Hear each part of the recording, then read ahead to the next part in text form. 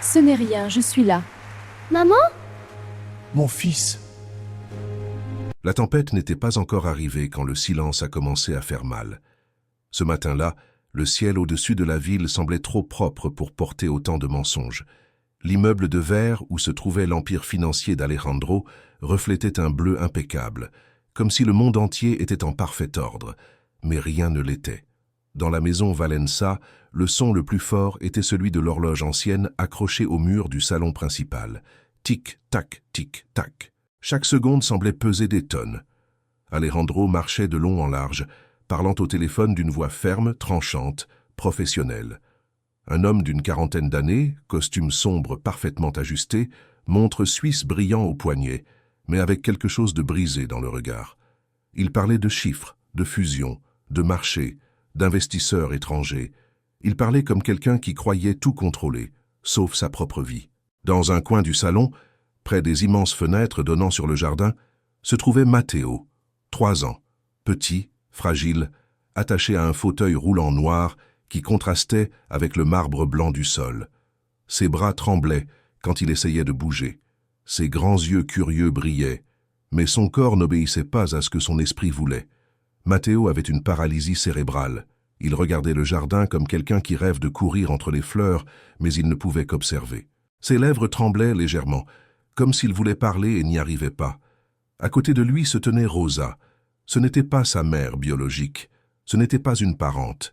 Elle n'était pas riche. Elle n'était pas importante aux yeux de la société, mais elle était la seule personne qui regardait vraiment Matteo comme un fils. Rosa portait un uniforme de domestique simple, déjà usé par le temps et le travail acharné. Ses mains étaient rugueuses, à force de nettoyer, frotter et prendre soin, mais c'étaient des mains pleines d'amour. Elle s'est accroupie près du fauteuil roulant et a pris la petite main tordue de Matteo. « Calme-toi, mon petit », murmura-t-elle d'une voix douce que personne d'autre dans cette maison ne semblait posséder. « Dans un instant, on ira dehors voir les cantons, d'accord ?» Matteo a émis un petit son, presque un sourire. Alejandro a raccroché violemment et a passé la main dans ses cheveux visiblement irrités. « Rosa !» appela-t-il sans les regarder. Elle s'est levée immédiatement. « Oui, monsieur Alejandro. » Il a enfin regardé son fils, mais pas avec tendresse, avec fatigue. « Pourquoi est-il encore ici dans le salon? Je vous ai déjà dit que cette maison n'est pas un hôpital. Il a besoin de routine, de silence, d'ordre. » Rosa a respiré profondément avant de répondre. « Il regardait juste le jardin, monsieur. Rien de plus. » Alejandro a soupiré lourdement. « Isabella arrive dans 1 heure. Je veux que tout soit impeccable.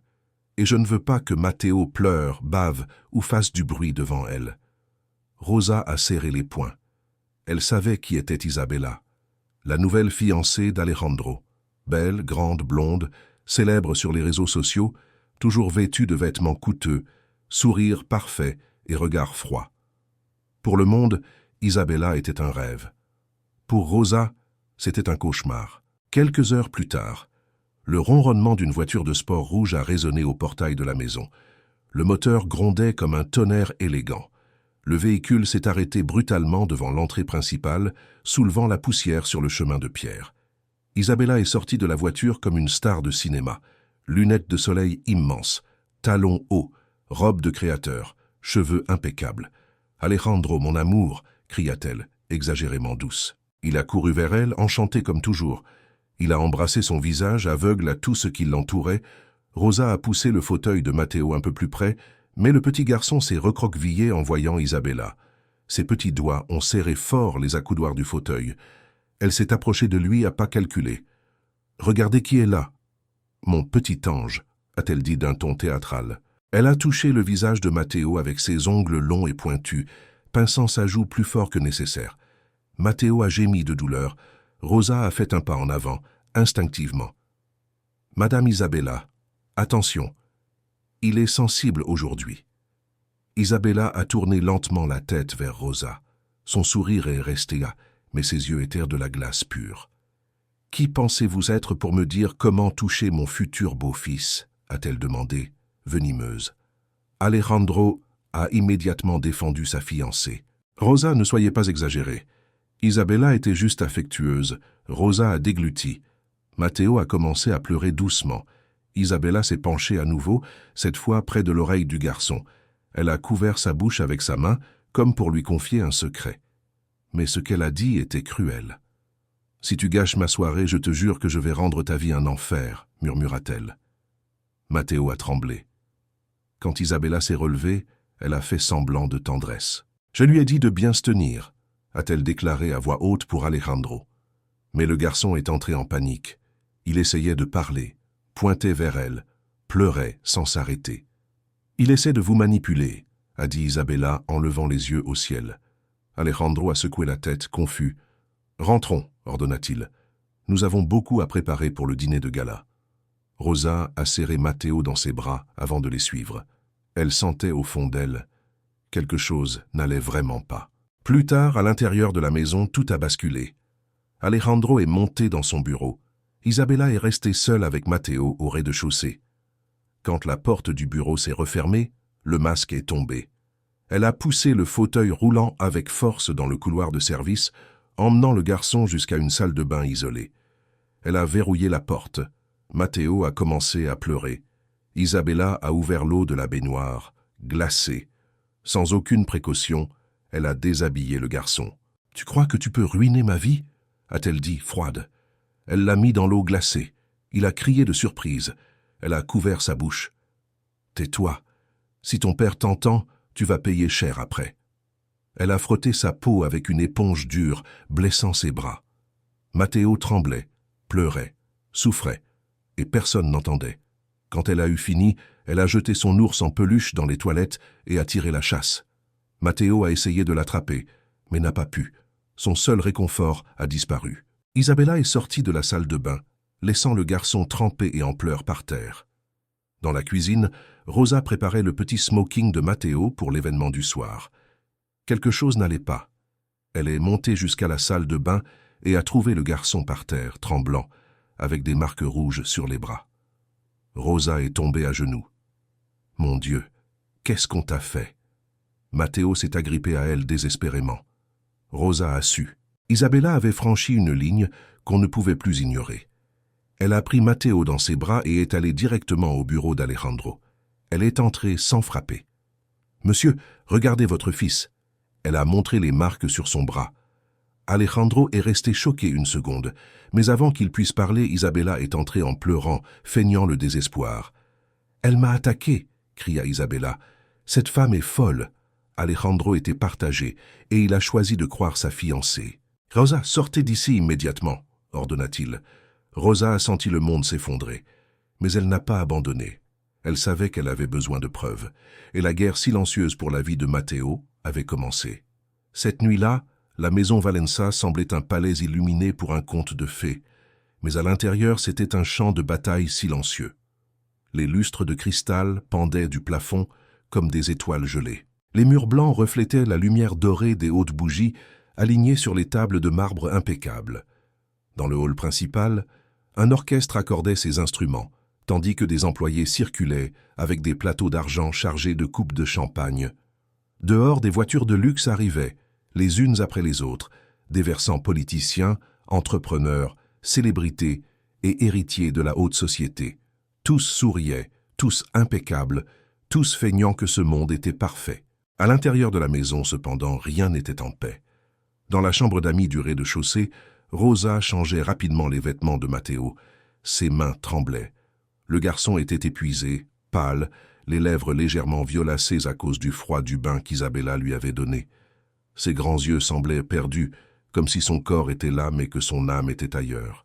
Rosa lui enfila le petit smoking noir avec un soin extrême, lissant chaque pli, essayant de cacher les marques rouges sur son bras avec la manche blanche de la chemise. « Respire, mon amour, respire avec moi », murmura-t-elle en collant son front contre le sien. Matteo sanglotait doucement. Dans sa petite poitrine, son cœur battait vite comme celui d'un oisillon prisonnier. Rosa l'installa dans le fauteuil roulant et s'agenouilla devant lui. « Tu n'es pas seul ?» dit-elle d'une voix ferme malgré les larmes dans ses yeux. « Je suis là, et personne ne te fera plus de mal, je te le promets. » Mais en parlant, Rosa savait qu'aucune promesse ne valait rien sans preuve. Elle mit la main dans la poche de son tablier et sentit le vieux téléphone cassé qu'elle portait toujours. L'appareil n'était pas moderne, mais il enregistrait l'audio parfaitement.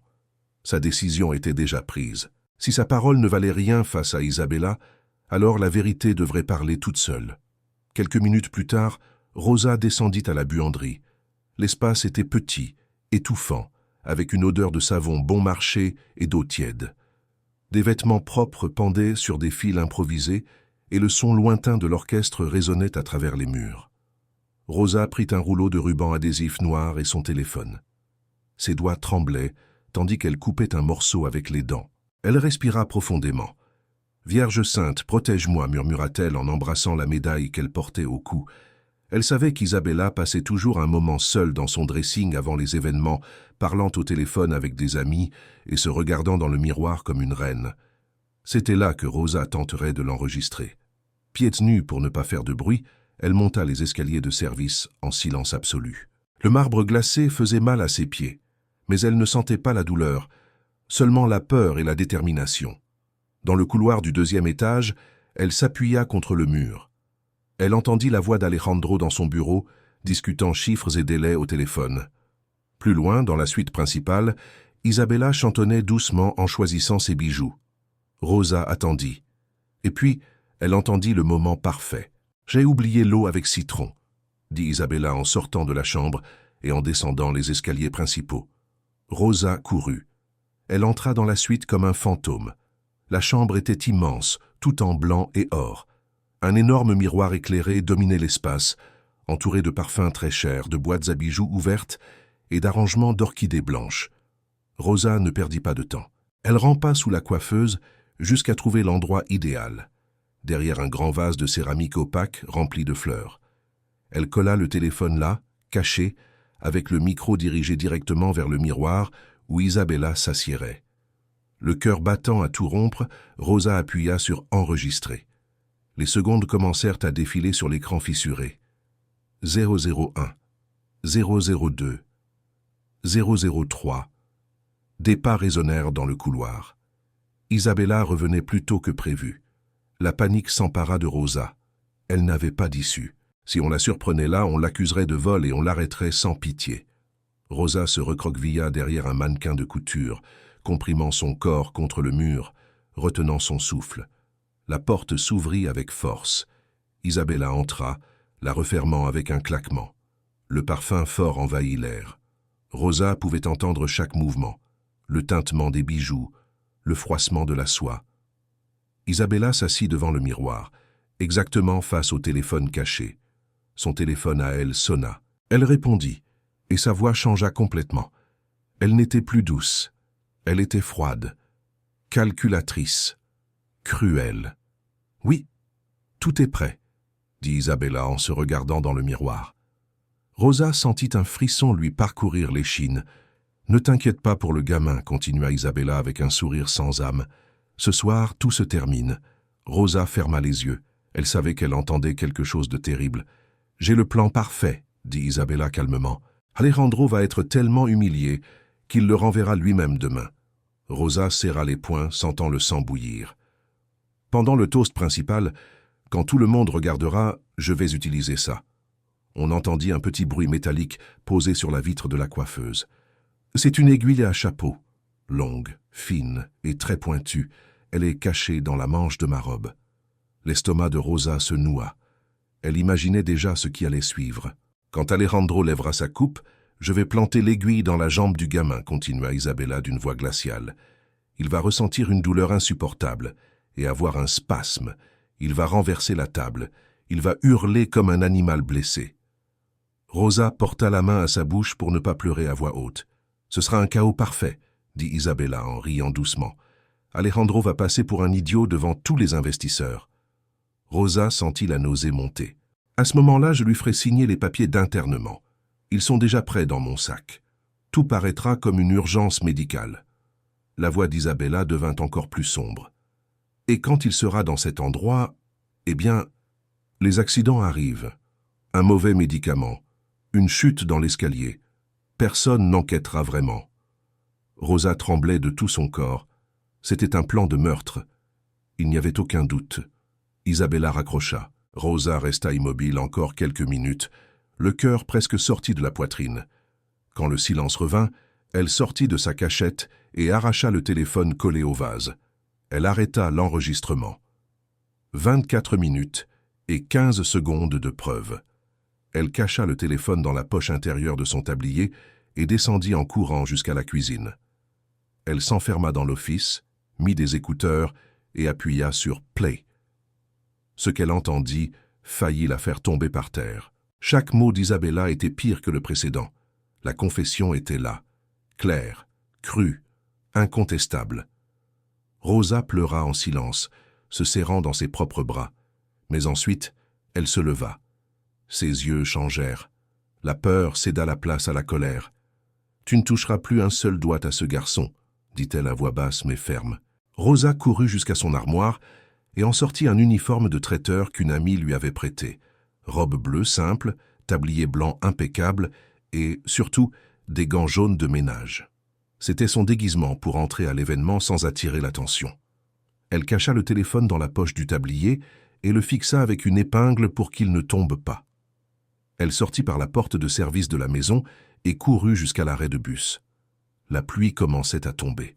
Dans le bus bondé, Rosa regardait par la fenêtre et imaginait Matteo seul à la table principale, vulnérable, sans savoir ce qui l'attendait. Chaque feu rouge semblait une torture. Elle arriva à l'hôtel impérial juste quand le service du dîner commençait. La salle de bal était monumentale. Lumière scintillante, rideaux de velours rouge, musique classique en direct, table ronde parfaitement dressée. Au centre, sur une petite estrade surélevée, se trouvait la table principale. Là était Alejandro, élégant dans son smoking, Isabella rayonnante dans une robe vert émeraude, et Matteo, petit, recroquevillé dans son fauteuil roulant. Rosa observa de loin. Le garçon semblait terrifié. Ses mains tremblaient sur les accoudoirs du fauteuil. Isabella souriait aux caméras, mais ses yeux brillaient d'un éclat dangereux.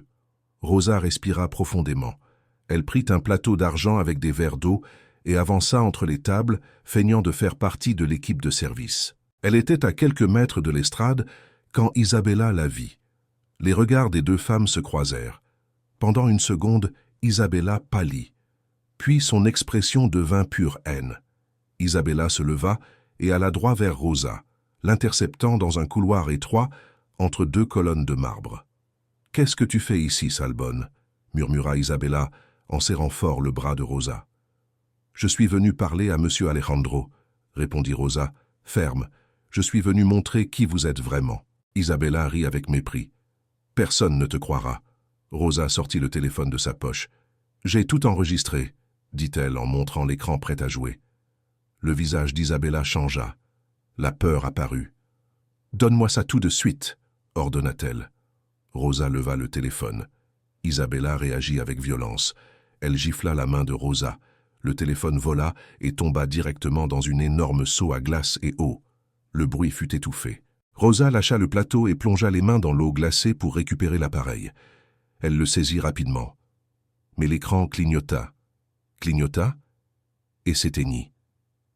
Mort. Rosa tomba à genoux, désespérée. « Non, s'il te plaît, allume-toi. S'il te plaît. » Isabella sourit triomphante. À cet instant, le bruit attira l'attention de la sécurité. Un garde accourut. Isabella feignit la panique instantanément. « Cette femme m'a menacée avec un couteau !» cria-t-elle théâtralement. Le garde attrapa Rosa par les bras. « Lâchez-moi » hurla Rosa. « Elle va faire du mal au garçon, elle a une aiguille !» Mais personne n'entendit. La musique couvrait ses cris. On la traîna hors de la salle, passant par la cuisine, jusqu'à la ruelle derrière l'hôtel. La porte métallique se referma derrière elle avec un bruit sourd. La pluie tombait fort. Rosa tomba par terre, trempée, serrant le téléphone mort. À l'intérieur de la salle, Isabella était libre. Et Matteo était seul. Pendant un moment, tout semblait perdu. Mais Rosa ne pleura pas longtemps. Elle se releva, s'essuya le visage avec le bras et respira profondément. « Si mon téléphone est mort, ma voix est encore vivante, » dit-elle pour elle-même, et c'est là qu'elle se souvint. Il y avait une cabine son en hauteur dans la salle, accessible par un escalier de service qui donnait sur la même ruelle. Si elle parvenait au micro, elle pourrait interrompre le toast. Rosa courut sous la pluie jusqu'à la porte de chargement de l'hôtel. Elle était entr'ouverte. Personne ne la vit entrer. Pendant ce temps, dans la salle principale, les lumières s'atténuèrent partiellement. Un projecteur éclaira Alejandro au centre de l'estrade. Il leva sa coupe de champagne. « Mesdames et messieurs », commença-t-il. Au même moment, Isabella glissa la main dans la manche de sa robe, saisissant l'aiguille pointue. Matteo se mit à trembler. Et alors un bruit assourdissant résonna dans les haut-parleurs. La voix de Rosa traversa toute la salle. « Ne portez pas de toast, monsieur Alejandro. Regardez la main de votre femme. » Le temps se figea, et le désastre était sur le point d'exploser. Le son de la voix de Rosa dans les haut-parleurs ne fut pas seulement un choc, ce fut un tremblement de terre. Toute la salle s'arrêta, comme si quelqu'un avait tiré le frein du monde. Les coupes restèrent suspendues en l'air, les fourchettes figées à mi-chemin.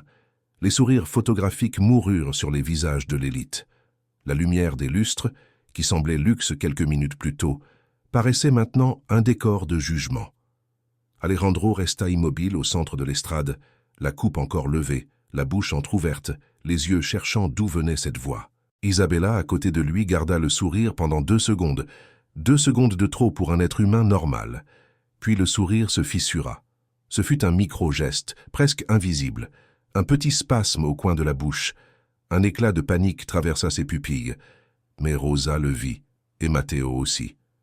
Le garçon, dans son fauteuil roulant, était recroquevillé comme un oiseau menacé.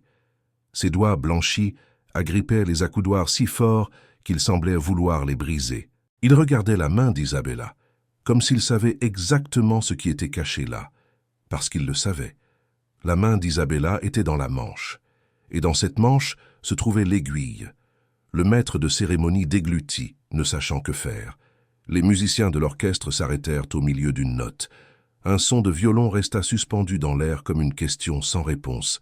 Alejandro se tourna lentement. « Rosa ?» Sa voix sortit basse, presque enfantine. « Qu'est-ce que vous faites ?» Isabella se reprit très vite, trop vite. Elle lâcha un rire forcé et se tourna vers le public, répandant du charme comme de la fumée. « Mon Dieu, quelle absurdité !» dit-elle fort. « C'est cette employée qu'on a renvoyée aujourd'hui pour vol. Elle est perturbée. Quelqu'un sorte cette femme d'ici. » Rosa, dans la cabine son au balcon supérieur, haletait, trempée par la pluie, les cheveux collés au visage, l'uniforme bleu taché de boue, les gants jaunes brillant comme un signal d'alerte. Elle tenait le micro d'une main. L'autre main tremblait, mais ses yeux étaient fermes. « Ne me regardez pas, moi, monsieur Alejandro !» cria Rosa. « Regardez sa main !» Un murmure se répandit dans la salle comme un feu dans de la paille sèche. Plusieurs invités commencèrent à se lever. Un homme en costume sombre murmura quelque chose à sa femme. Une dame couvrit sa bouche de la main. Des téléphones surgirent comme des armes, filmant tout. Alejandro regarda enfin. Son regard descendit vers la manche d'Isabella. Par réflexe, Isabella recula d'un pas et tenta de cacher sa main derrière son dos. Ce fut cela, ce mouvement, cet instinct. Ce fut le premier clou dans le cercueil. Matteo émit un gémissement aigu, comme si son corps réagissait avant son esprit. Un son de peur pure. Il tenta de reculer son fauteuil, mais n'y parvint pas. Ses jambes n'obéissaient pas. Ses bras tremblaient. La panique montait comme de l'eau sombre en lui. Isabella se pencha discrètement, s'approchant du garçon tout en souriant au public. C'était son plan. Même avec l'interruption, elle devait finir le travail. Et alors tout s'enchaîna. Rosa lâcha le micro par terre dans la cabine et descendit les escaliers de service comme l'éclair. Sa respiration lui coupait la poitrine. Elle traversa une porte latérale et entra dans la salle principale, poussant des employés et ignorant les cris. Mais Isabella avait déjà fait le geste. Le corps protégé par la table et les invités, elle sortit l'aiguille avec 2 doigts et tenta de la planter rapidement dans la cuisse de Matteo. Seulement la panique fit rater le coup. L'aiguille ne pénétra pas comme elle voulait. Elle déchira le tissu, piqua la peau et glissa, mais ce fut suffisant. Matteo hurla. Un hurlement court, désespéré, qui déchira l'air élégant comme une lame. Ses bras s'agitèrent, et il s'accrocha à ce qu'il pouvait. La nappe blanche. Le geste fut involontaire, instinctif, une tentative de se sauver. Et la nappe céda. Le monde s'effondra. Assiettes en porcelaine, verres en cristal, plats en métal, fleurs, sauces sombres, vin rouge. Tout tomba. Le bruit fut une explosion de verre et de honte. La salle entière cria. La table principale devint un désastre. Matteo tomba partiellement sur le côté, coincé entre le fauteuil et la table, taché de vin, de nourriture et de peur, pleurant sans air. Et au milieu de cela, Rosa arriva. Elle ne réfléchit pas. Elle n'évalua pas. Elle se jeta par terre, à genoux, au milieu de la porcelaine brisée. Le bruit du verre craquant sous ses genoux fut étouffé par sa propre fureur. Rosa entoura Matteo de ses bras, faisant un bouclier de son corps. « Pas ici !» cria-t-elle. « Tu ne le touches pas !» Alejandro descendit enfin de l'estrade. Son visage était blanc. Il regardait son fils par terre comme s'il venait de se réveiller d'un mauvais rêve. « Matteo !» Sa voix se brisa. Isabella profita du chaos. Elle se leva, feignant l'horreur, pointant Rosa du doigt. « Regardez !» cria Isabella. « Elle est devenue folle. Elle a effrayé l'enfant. Elle a provoqué ça. Alejandro, je t'avais dit qu'elle était dangereuse. » 2 agents de sécurité accoururent immédiatement. Pas vers Isabella, vers Rosa. Parce que Rosa était la femme en uniforme sale. Isabella était la fiancée parfaite. Le réflexe du système était toujours le même. « Lâchez-la !» cria Rosa en protégeant Matteo. Les agents essayèrent de la tirer. Rosa grogna comme une mère. « Ne le touchez pas !» Alejandro hésita. Il hésita 1 seconde. Et en 7 secondes, Isabella tenta de finir le travail. Elle recula d'un pas, comme si elle était effrayée, et dans le mouvement, tenta de donner un coup de pied discret pour éloigner l'aiguille. Mais l'aiguille glissa. Elle tomba par terre, un petit éclat métallique sous la lumière du lustre. Et Rosa la vit. Elle la vit comme qui trouve la dernière pièce d'un puzzle. Au même instant où les agents la tiraient, Rosa s'étira et attrapa l'objet avec sa main gantée. Le métal froid toucha le caoutchouc jaune.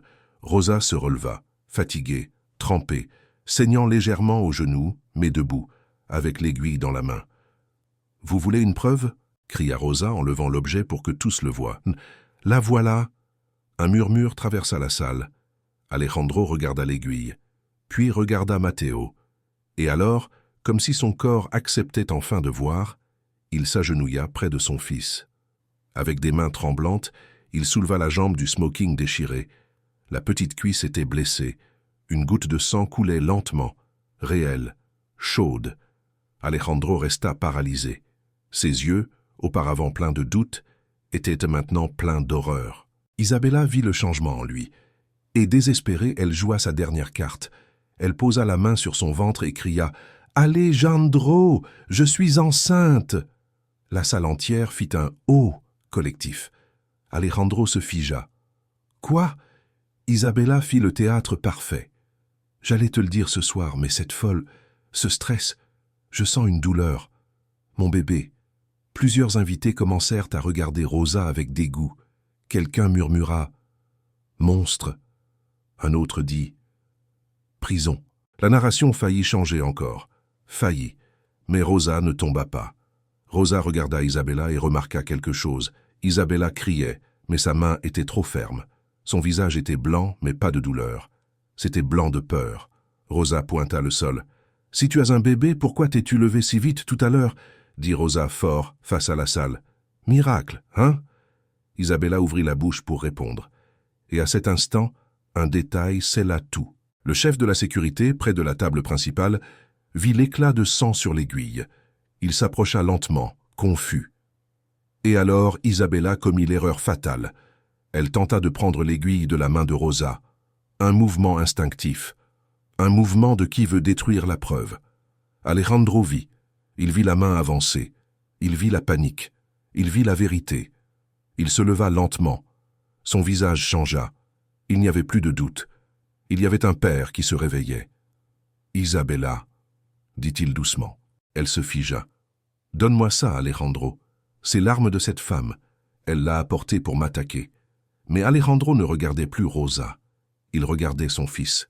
Matteo tremblait dans les bras de Rosa, pleurant doucement, essayant de cacher son visage comme il le faisait dans la salle de bain, comme il le faisait au parc. Alejandro sentit une douleur physique dans la poitrine. Et alors Rosa parla. « Calme. ferme. Une phrase qui traversa tout. « Si je mens, menotez-moi ici même », dit-elle. Mais avant, fouillez sa manche. La salle devint totalement silencieuse. Isabella retint son souffle une seconde. Alejandro se tourna vers la sécurité. « Faites ce qu'elle dit », ordonna-t-il d'une voix d'acier. Isabella recula. « Tu ne peux pas, je suis ta fiancée. »« Tu es une menace, » répondit Alejandro sans crier, « et j'ai été aveugle. » Le chef de la sécurité s'approcha d'Isabella.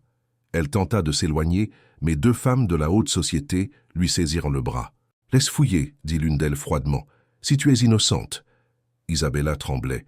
Le sécurité tira doucement le tissu de la manche gauche, et là, caché dans la doublure intérieure, il y avait un petit compartiment cousu, et dedans, une autre aiguille, identique, neuve, prête. La salle explosa. Cris, choc. Isabella tenta de se dégager, mais on la retint. Alejandro regarda cela et sembla vieillir de 10 ans en une seconde. Rosa serra Matteo contre sa poitrine. Et enfin Alejandro parla fort pour que tous entendent « Appelez la police, tout de suite !» Isabella hurla « Non, je peux expliquer !» Mais l'explication n'importait plus. Ce qui importait, c'était le sang sur la jambe du garçon, la preuve dans la main de l'employé, et le regard de Matteo qui ne mentait pas. La guerre avait tourné, et la chute d'Isabella ne faisait que commencer. Les sirènes arrivèrent comme une sentence, d'abord basses, lointaines, mélangées au brouhaha de la salle, puis plus fortes, plus proches, jusqu'à envahir l'air avec le silence lourd de ces 200 personnes qui ne savaient plus où poser le regard. Le luxe était toujours là, cristaux, velours, coupes, bijoux, mais maintenant, il semblait un décor de crime. Le brillant qui enchantait auparavant dénonçait maintenant. Chaque reflet sur le marbre semblait un témoin. Isabella était immobile au centre du chaos, tenue par 2 agents de sécurité et par les mains d'invités qui avaient cessé d'être publics pour devenir tribunal. La robe vert émeraude, autrefois parfaite, était tachée de vin et de crème. Les cheveux, autrefois impeccables, avaient des mèches collées au visage. Le masque était tombé de façon irréversible. Alejandro, lui, était agenouillé près de Matteo. Il tenait la jambe de son fils avec une délicatesse absurde, comme si n'importe quel contact pouvait le briser. Ses doigts tremblaient autour de la déchirure du tissu du smoking, et ses yeux fixaient la goutte de sang avec une incrédulité qui faisait mal. Ce n'était pas une théorie, ce n'était pas une exagération, ce n'était pas du drame d'employé. C'était du sang de son fils. Et l'aiguille était là, réelle, brillant dans la main de Rosa. Rosa, avec ses gants jaunes tachés, était debout près de Matteo comme un rempart. Sa respiration était lourde, coupée, mais sa posture était droite. Elle ne paraissait pas plus petite face à l'élite. Elle paraissait plus grande. Comme si, en cet instant précis, toutes les humiliations qu'elle avait subies dans sa vie s'étaient transformées en armure. Isabella tenta de réagir. D'une voix désespérée, elle cria à Alejandro « Tu vas croire ces gens? Je suis ta fiancée. Je suis la mère dont ce garçon a besoin. » La phrase résonna comme du venin. Matteo, en entendant le mot « mère », se recroquevilla encore plus dans les bras de Rosa et se mit à trembler. C'était un tremblement incontrôlable, un réflexe de terreur accumulé. Son corps savait ce que son esprit ne pouvait expliquer. Alejandro vit cela, et ce fut comme recevoir un coup de poing. Il se leva lentement, les genoux encore sales de sauce et de vin. Son visage était rouge, mais pas d'une colère explosive, d'une colère froide, profonde, qui naît quand la culpabilité devient l'âme. Il regarda Isabella. Pendant quelques secondes, personne ne respira. Isabella tenta de retrouver son charme, son contrôle. Elle fit une tête de pleurs, de victime. « Alejandro, amour, regarde-moi. Je t'aime. Je voulais juste contrôler cet enfant. Il est difficile. Tu le sais. J'ai fait ça pour nous, pour notre avenir. » Rosa faillit rire, mais le rire ne sortit pas. Il ne sortit qu'un souffle lourd, indigné. Et alors, la porte principale de la salle s'ouvrit. 4 policiers entrèrent, uniformes sombres, posture rigide, mains près des ceintures. Les lumières bleues et rouges des voitures de police teintaient la salle à travers les fenêtres, transformant le luxe en cauchemar. L'officier en tête fit 2 pas et demanda fermement « Qui a appelé ?» Alejandro avança. Sa voix sortit claire, sans tremblement. « Moi, Alejandro de la Vega, et je veux porter plainte maintenant. Cette femme a tenté de blesser mon fils. » Isabella hurla. « Mensonge! Il est manipulé !» L'officier leva la main. « Madame, silence. » Isabella écarquilla les yeux, offensée. « Vous savez qui je suis? Je vais appeler mon avocat. Je vais... »« Madame, silence !» répéta le policier, plus dur. Alejandro pointa Matteo. « Mon fils est blessé. Il y a une perforation à la jambe. Et il y a cette aiguille. » Il prit l'aiguille avec une serviette pour ne pas contaminer instinctivement.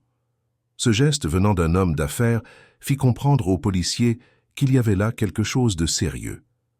Rosa s'approcha, tenant l'autre aiguille trouvée dans la manche d'Isabella, la deuxième preuve, neuve, intacte. « Elle était cachée dans sa robe, » dit Rosa d'une voix ferme. « Je l'ai vue quand elle a essayé de l'utiliser. » Isabella se mit à pleurer fort, théâtralement. « C'est un piège. Cette femme a une obsession pour lui. Elle veut me retirer de sa vie. » Un des policiers regarda Matteo, la blessure, l'aiguille. Un autre regarda Isabella, tachée, criant, essayant de dominer l'espace. L'officier respira profondément. « Madame Isabella Montero ?» Isabella releva le menton, tentant encore d'utiliser son statut comme bouclier. « Oui, et j'exige du respect. » Le policier sortit les menottes. Le métal brilla sous le cristal du lustre. Qu'en cet instant, toute la salle comprit que le monde avait vraiment tourné. « Vous êtes en état d'arrestation pour suspicion d'agression sur mineur et tentative de blessure corporelle, » déclara-t-il. Isabella écarquilla les yeux comme si c'était impossible. « Vous ne pouvez pas, je suis... » Les menottes se fermèrent avec le cliquetis le plus fort de l'univers. Isabella hurla, tenta de tirer sur ses bras, mais deux policiers la retinrent. La salle, qui murmurait auparavant, explosa maintenant en choc. Certains invités filmaient ouvertement, d'autres détournèrent le regard. Une dame de la haute société, qui louait Isabella quelques heures plus tôt, murmura maintenant « Monstre !» Isabella entendit et perdit le contrôle. Son cri devint pure haine. « Maudit, maudit toi et ce fils déformé !» Rosa, instinctivement, couvrit les oreilles de Matteo et le serra contre sa poitrine. Alejandro avança comme l'éclair. Son visage était envahi de fureur et de douleur. « N'ose pas, » dit-il d'une voix qui fit même geler les policiers. « N'ose plus jamais parler de mon fils comme ça. » Isabella tenta de cracher. On l'en empêcha. Les policiers commencèrent à l'emmener. Et alors arriva le parcours. Pour sortir, Isabella dut traverser la même salle où elle brillait comme une reine. Maintenant, elle traversait comme une accusée. Les gens ouvrirent un couloir, non par respect, mais par répulsion. Téléphone filmant, flashs explosant, murmures. Abuseuse. Psychopathe. Pauvre petit. Isabella tenta de cacher son visage, mais les menottes l'en empêchaient. Un de ses talons se cassa au milieu du chemin. Elle trébucha. Un policier saisit son bras et la releva sans douceur. Le son de l'humiliation fut plus fort que l'orchestre qui ne jouait plus. Sur le chemin, Isabella passa près de Rosa. Pendant une seconde, les deux se regardèrent. Isabella, détruite, regarda les gants jaunes et l'uniforme simple de Rosa comme si c'était une insulte finale du destin. Rosa ne sourit pas. Elle ne triompha pas. Elle dit seulement, doucement, avec dignité, « Tu disais que je n'étais personne, mais j'ai été la seule à voir ce que tu étais vraiment. » Isabella voulut répondre, mais n'y parvint pas. On la tira dehors. Au même instant, les ambulanciers entrèrent. Ils s'approchèrent de Matteo et commencèrent à nettoyer la blessure à la jambe. La coupure était petite, mais assez profonde pour prouver l'intention. Alejandro resta à côté, tenant la petite main de son fils. « Ça va faire un peu mal, champion » dit le secouriste. Matteo pleurnicha. Alejandro s'approcha plus près. « Je suis là, dit-il, comme s'il apprenait à dire cette phrase à cet instant précis. Matteo, encore tremblant, tendit la main et serra fort le doigt de son père. Ce fut un geste minuscule, mais pour Alejandro, ce fut un pardon initial. Rosa observait, épuisée, sentant tout son corps lourd. L'adrénaline partait, et à sa place venait le tremblement du choc. Elle tenta de reculer d'un pas. Mais Alejandro la regarda, et quelque chose en lui se brisa et se recomposa en même temps. Il marcha jusqu'à Rosa. La salle, bruyante auparavant, redevint silencieuse. Alejandro s'arrêta à un pas d'elle, et alors, sans orgueil, sans pause, sans théâtre, il tendit la main. « Rosa !» Sa voix se brisa. « Pardonne-moi. » Rosa respira profondément. Ses yeux étaient rouges. « J'ai essayé de t'avertir, monsieur. » Alejandro hocha la tête, honteux. « Je sais. Et j'ai été lâche. J'ai choisi le confort du mensonge parce que c'était plus facile que de voir la vérité. » Rosa regarda Matteo, puis Alejandro. « Ce qui compte maintenant, c'est qu'il est vivant. » Alejandro déglutit. « Et c'est pour ça que j'ai besoin de toi. » Rosa fronça les sourcils, ne comprenant pas. Alejandro respira profondément. « Pas comme employé, pas comme domestique. J'ai besoin de toi comme quelqu'un qui sait être mère quand je n'ai pas su être père. J'ai besoin d'apprendre. Et j'ai besoin de protéger mon fils de moi-même, de mes choix aveugles. » Rosa hésita. La salle observait, mais elle s'en fichait déjà. « Je reste, dit-elle enfin, mais les règles changent. » Alejandro hocha la tête immédiatement. « Toutes celles que tu diras. » Rosa le regarda dans les yeux. « D'abord, personne ne touche ce garçon sans que toi ou moi soyons présents. Deuxième, ta maison ne sera plus une vitrine, ce sera un foyer. Troisième, tu vas arrêter d'acheter la paix avec de l'argent et commencer à donner la paix avec ta présence. » Alejandro ferma les yeux une seconde et respira comme qui accepte sa propre sentence. « J'accepte. » À cet instant, Matteo émit un son bas et clair, un mot qui sortit tordu mais vrai. « Pas. » Alejandro se figea. Ses yeux s'emplirent à nouveau de larmes. Il s'agenouilla devant son fils. « Je suis là, mon fils. Je suis là. » Et pour la première fois cette nuit-là, le silence ne semblait plus une menace. Il semblait un commencement. Dehors, les voitures de police s'éloignaient en emmenant Isabella. À l'intérieur de la salle, l'empire d'Alejandro s'était effondré. Mais à sa place naissait quelque chose de plus rare que l'argent. Un père qui se réveillait, un enfant enfin en sécurité, et une femme, aux gants jaunes, qui avait vaincu le monstre avec du courage, de la vérité et des mains propres de dignité.